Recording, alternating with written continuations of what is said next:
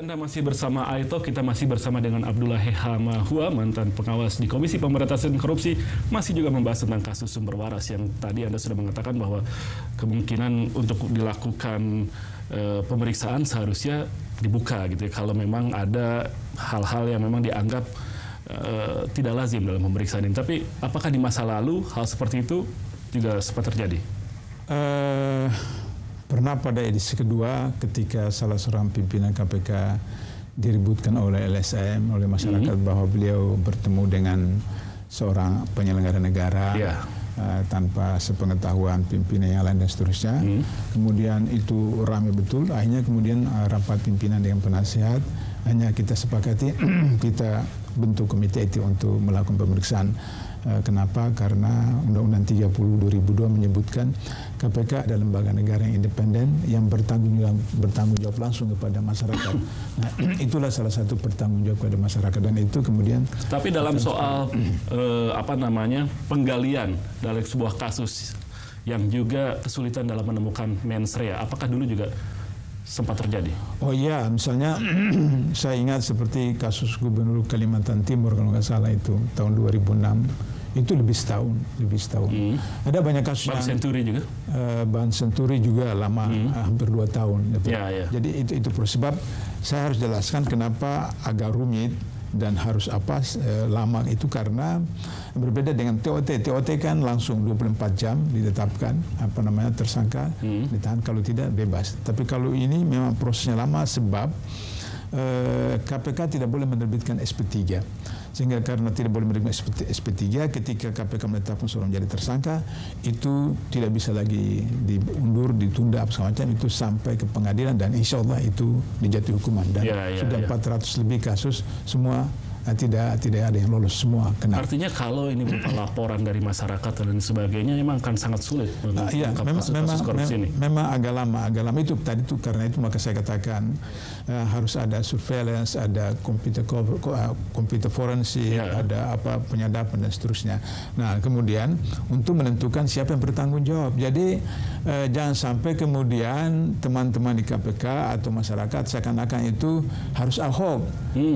Siapa saja di DKI yang bertanggung jawab dalam penyimpangan itu dikenakan. Jadi karena tadi saya kata ada peristiwa pidana dan ada peristiwa pertanggungjawaban pidana. Siapa yang bertanggung jawab? Misalnya membeli tanah itu tidak jelas, atau misalnya ternyata ada BPK dalam auditnya menyatakan ada beberapa aturan yang cukup dilanggar juga, lalu kemudian ada kerugian negara di sana. Kemudian ada yang seharusnya sekian harga tapi nah ini kan semua merupakan petunjuk, Nah, sehingga siapa yang bertanggung jawab di situ? Apakah eselon 2, apakah eselon 1, atau siapa? Disitulah kemudian KPK bisa masuk. Nah, kemudian dalam prosesnya itu kemudian selalu saya istilahkan di KPK itu seperti sistem peluru.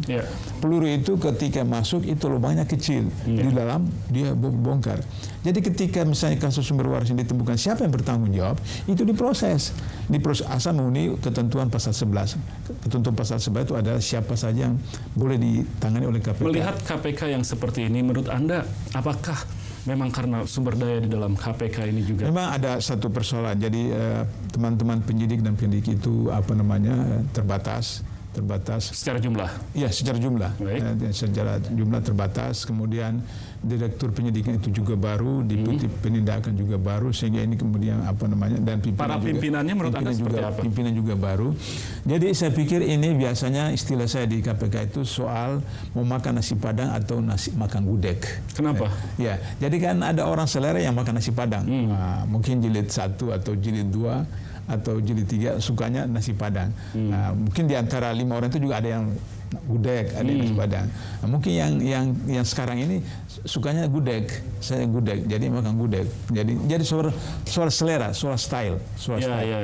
Tapi prinsipnya bahwa. Tapi Anda percaya KPK ini masih bisa untuk menangani persoalan-persoalan pemberantasan korupsi di kita? Saya percaya sebab karena kami ingat Anda sempat meragukan hasil seleksi dulu waktu terpilih pimpinan KPK.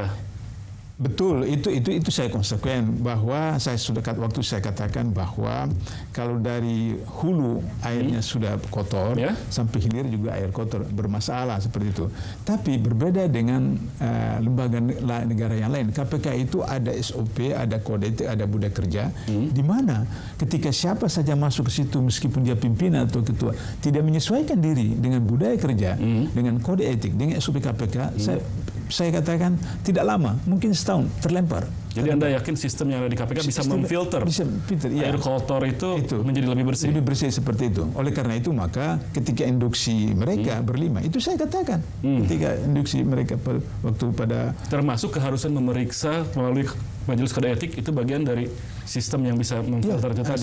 Seperti itu. Jadi sudah berapa kali kan memeriksa pimpinan yang diduga melakukan yang Anda kemukakan ketika mengajukan usul untuk melakukan pemeriksaan kode etik itu berupa usulan atau Anda melihat sudah ada sesuatu yang memang harus dibenahi dan didesak supaya itu segera dilakukan? Saya kan mengemukakan berdasarkan SOP. Jadi saya katakan sama wartawan itu pelanggarannya di mana, penyimpangannya di mana. Kalau di pegawai maka pengawas internal. Tapi kalau misalnya penyimpangannya di pimpinan maka komite etik. Kalau melihat pengalaman Anda sebelumnya, situasi seperti ini cenderung ada di mana? Saya tidak bisa pastikan di pegawai atau di pimpinan. Tapi saya harus katakan bahwa dalam kode etik KPK eksplisit disebutkan pegawai KPK dilarang melaksanakan perintah atasan yang bertentangan dengan peraturan perundang-undangan. Bisa diabaikan perintah atasan? Itu eksplisit. Iya.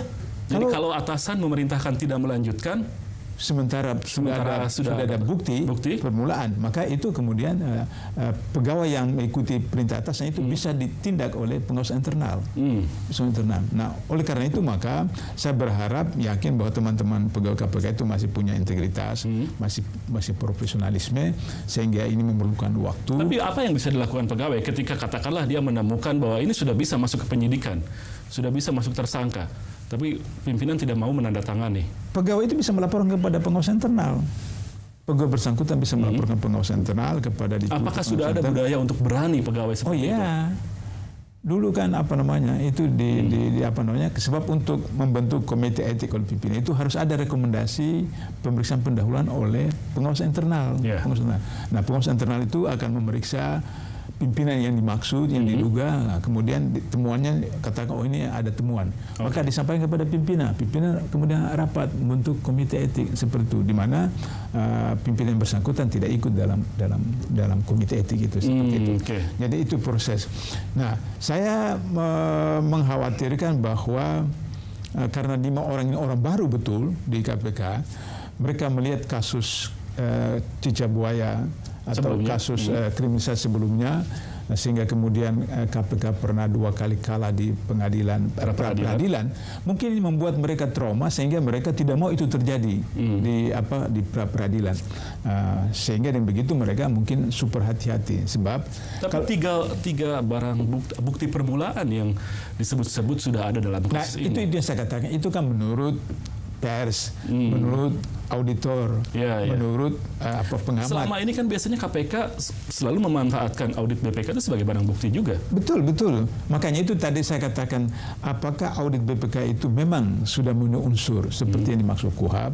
Nah, kalau misalnya belum, untuk mendapatkan petunjuk tadi saya menyarankan apakah sudah melakukan komputer forensik, sudah melakukan surveillance, sudah melakukan segala macam usaha-usaha. Jika itu semua sudah dilakukan dan kemudian juga ditemukan atau tidak ditemukan, maka KPK harus segera declare. Kalau tidak ada, kemudian dalam undang-undang itu disebutkan harus melaporkan kepada pimpinan bahwa ini tidak bisa ditutup.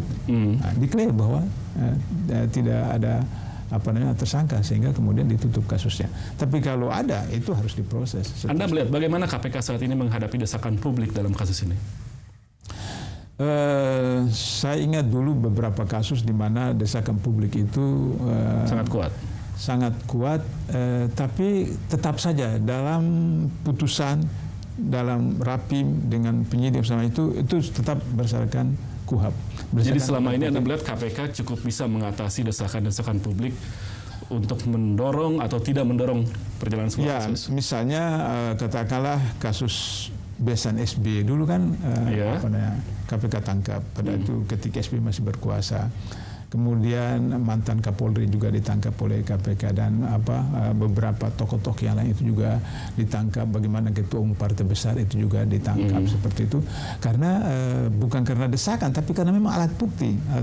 Saya mau berikan ilustrasi. Masih ada waktu ya? Masih ilustrasi. Saya pernah diundang gelar perkara edisi kedua.